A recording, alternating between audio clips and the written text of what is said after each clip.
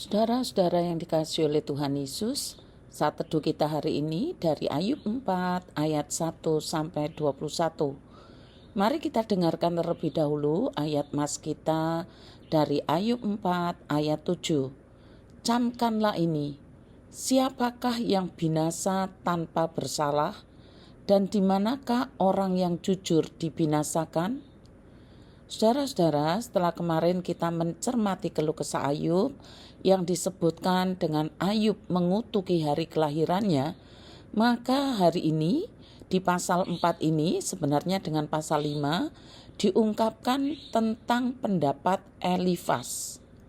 Nah, sebelum kita baca pendapat-pendapatnya Elifas, sahabat Ayub ini, ada baiknya kita mengenal dulu siapa Elifas itu.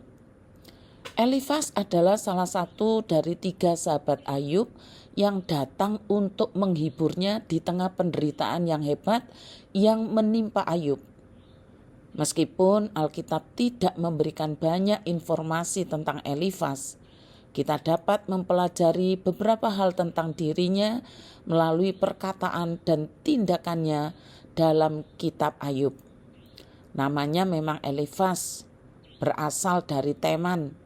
Keluarga dan pekerjaannya tidak diketahui. Nah, peristiwa penting yang berkaitan dengan Elifas itu begini, saudara. Elifas bersama Bildad dan Zofar datang untuk menghibur Ayub setelah mendengar tentang penderitaan Ayub. Mereka duduk bersama Ayub selama 7 hari 7 malam tanpa berbicara, menunjukkan duka cita mereka yang mendalam. Elifas adalah orang pertama yang memecah keheningan dan memberikan pidato panjang kepada Ayub pasal 4 dan pasal 5. Dalam pidatonya, Elifas ini mengemukakan argumen teologis yang umum pada zaman itu, yakni penderitaan adalah akibat dosa. Dia berpendapat bahwa orang benar tidak akan menderita. Ini pendapatnya Elifas, ya saudara. Elifas itu berpendapat begini, penderitaan adalah akibat dosa. Dia berpendapat bahwa orang benar tidak akan menderita seperti yang dialami Ayub. Bahwa Ayub pasti telah melakukan dosa besar yang tersembunyi. Itu pendapatnya Elifas. Nah, Elifas memberikan pidato di mana dia menuduh Ayub melakukan dosa dan menantangnya untuk bertobat.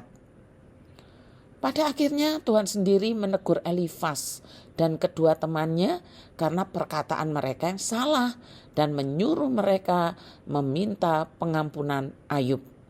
Hebatnya Tuhan di situ, saudara. Elifas ngasih nasihat tapi salah. Tapi akhirnya Tuhan yang menegur Elifas dan bersama 2 temannya, dan mereka disuruh untuk minta pengampunan Ayub. Nah, saudara, ayat-ayat yang menunjukkan bagaimana pendapat salah Elifas khususnya, ditulis begini di pasal 2. Ketika 3 sahabat Ayub, yaitu Elifas orang Teman, Bildad orang Sua, dan Zofar orang Naama, mendengar tentang malapetaka yang menimpa Ayub, maka berangkatlah mereka dari tempatnya masing-masing dan berjanji untuk pergi bersama-sama meratapi dia dan menghiburkan dia. Ketika mereka dari jauh memandang dia, mereka tidak mengenalnya lagi. Lalu menangislah mereka dengan suara nyaring, mereka mengoyakkan jubahnya dan menabuh-nabuhkan debu di atas kepala ke arah langit.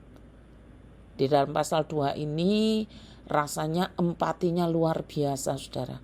Namanya sahabat. Tapi apa yang terjadi di pasal 4 dan pasal 7? Maka kata Elifas orang Teman itu kepadanya, ingatlah siapakah yang binasa kalau ia tidak bersalah, dan di manakah orang jujur pernah dilenyapkan. Yang kulihat orang-orang yang membajak kejahatan dan menabur kesusahan, mereka juga menuainya. Oleh hembusan nafas Allah mereka binasa, dan tiupan amarahnya mereka habis lenyap. Di pasal ini Elifas menuduh Ayub berbuat dosa besar.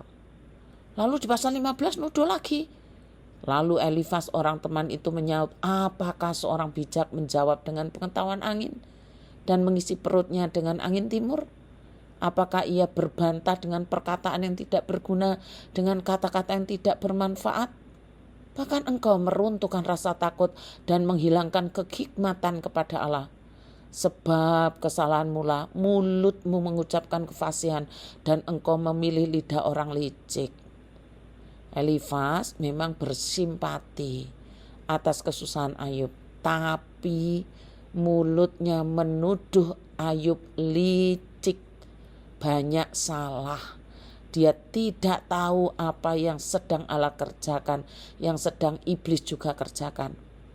Bahkan di pasal 22, Elifas mengatakan begini, bukankah kesalahanmu besar dan apakah pelanggaranmu tidak sampai ke ujung? Sebab engkau telah mengambil gadaian dari saudara-saudaramu dengan tidak semena-mena dan menanggalkan pakaian orang-orang telanjang sebagai gadaian. Engkau tidak memberi minum orang yang kehausan dan engkau tidak memberi makan orang yang lapar. Tetapi orang yang berkuasa, tanahnya luas dan orang yang terhormat, disitulah ia tinggal. Janda-janda kau usir dengan tangan kosong dan anak-anak yatim kau perlakukan dengan kekerasan. Akhirnya Elifas ini melebar, saudara. Nuduh Ayub apa? Semena-mena. Tega terhadap orang-orang miskin. Padahal dia nggak tahu apa-apa. Dia menuduh padahal sahabatnya Ayub. Di pasal 42 juga ditulis begini. Setelah Tuhan berfirman demikian kepada Ayub, maka berfirmanlah Tuhan kepada Elifas orang teman itu. Murkaku menyala terhadap engkau dan kedua sahabatmu itu, karena kamu tidak berbicara benar tentang aku seperti hambaku Ayub. Maka sekarang ambillah 7 ekor lembu jantan dan 7 ekor domba jantan, dan pergilah kepada hambaku Ayub dan persembahkanlah semuanya itu sebagai korban bakaran untuk dirimu. Dan Ayub hambaku itu akan meminta doa untuk kamu. Aku akan memandang kepadanya dengan rela, supaya aku tidak melakukan kepadamu apa yang kurang ajar. Sebab kamu tidak berbicara yang benar tentang aku seperti hambaku Ayub. Apa yang kita pelajari, saudara? Apa yang kita pelajari dari Elifas ini? Meskipun niat awal Elifas mungkin baik, akhirnya dia jatuh ke dalam kesalahan dengan menghakimi Ayub dan mengaitkan penderitaannya dengan dosa. Kisah Elifas mengingatkan kita untuk berhati-hati dalam menasihati orang yang sedang menderita. Dan kita tidak diajarkan untuk berasumsi bahwa kita mengetahui jalan pikiran Tuhan karena penderitaan sahabat kita.